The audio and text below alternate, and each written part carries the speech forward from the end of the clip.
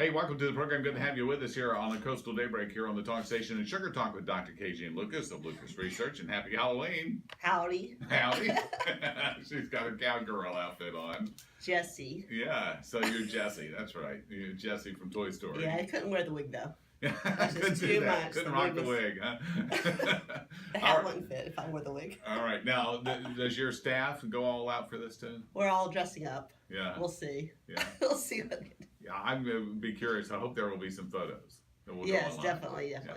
All right. So, what are we talking about today? We're talking about Halloween and diabetes. Mm-hmm.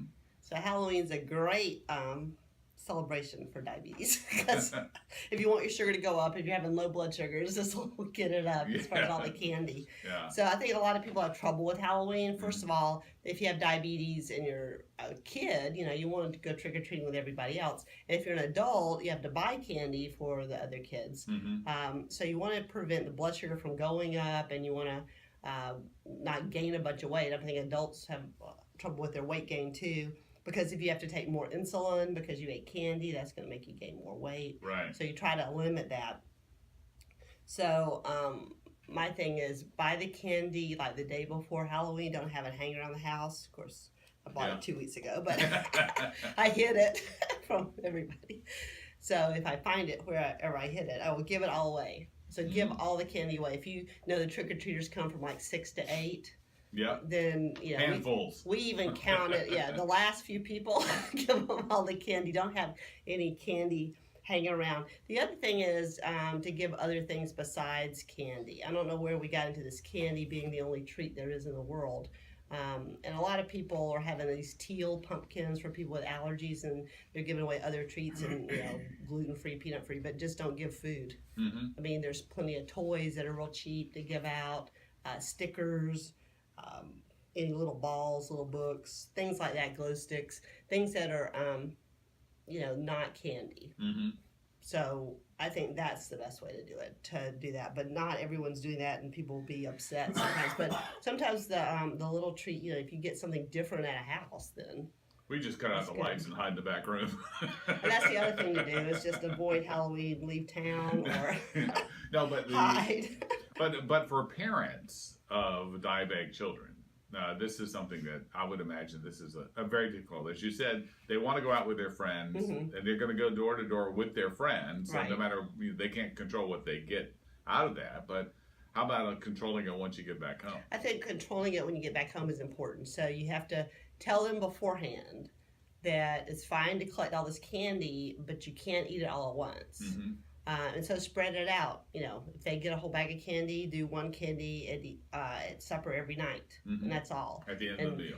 That way Halloween lasts for a long time. Mm-hmm. You can have Halloween every night at supper. Right. If you want to eat all the candy, although I think sometimes they don't need all the candy. You can probably, if you've got it stored away, you can sort of remove some of the candy from the bag gradually, and then they forget about it over time, so you don't end up, gorging on candy at night. And that's what a lot of kids do. But I think you've also tagged one of the big problems is that is the adults who buy the candy that have diabetes, and they have it in the house. Of course, it's for the little kids, but by the time the kids get there, there's 3 pieces left. You know? So another option is to buy candy you don't like. Yeah, there you go. So buy candy to give away that's still a good good. Like I don't like Skittles, so I buy Skittles. Or whatever you don't like, buy that to give away, so you won't be tempted to eat it. That's the other thing. The other way of avoiding eating a lot of candy is if you have candy bars, you can freeze them, and they take longer to eat that way. So you spread out that, and you're not going to eat like tons of candy bars all at once. You're going to eat that one. So that's another way of doing it. The other thing is for adults, if you're worried about eating candy and you eat some, then you just go for a walk afterwards. I mean, trick or treat is good if you walk. I see a lot of people coming in vans and driving everywhere. Yeah, we actually have had some folks on that are offering some tips, for example, that say, park and walk with your kids. Don't just drive along slowly beside them. And I think that's what we live in Blair Farm, and they pretty much park at the clubhouse and then walk. But there are trucks full of children that come through Mm-hmm. And it's also safer to walk in the neighborhoods and not drive through neighborhoods because you don't know about little kids hitting them, and it's just dangerous for little children unless they are easy to see. Mm-hmm. It's harder to see them, so it's better just to walk Yeah. in the neighborhoods. That way you get some walking in, while you're eating candy. Yeah, but when I was that age and trick or treating, I was pretty good at unwrapping candy with one hand. Yeah, we see the wrappers. We see the wrappers in the neighborhood all the time. I think monitoring is helpful for the parents to monitor what the kids do, and I think if the kid has diabetes, they're just going to not be able to eat it while they're trick or treating, or maybe eat one. They can pick one favorite candy at the end of the night, but that's it. Of course, that's not necessarily a bad idea for anyone. Yeah, I think the emphasis on candy at Halloween is insane. So it's always been that way, always will be, but you don't have to do it that way. Yeah, Jesse says you don't have to do it that way. You don't have to do it that way.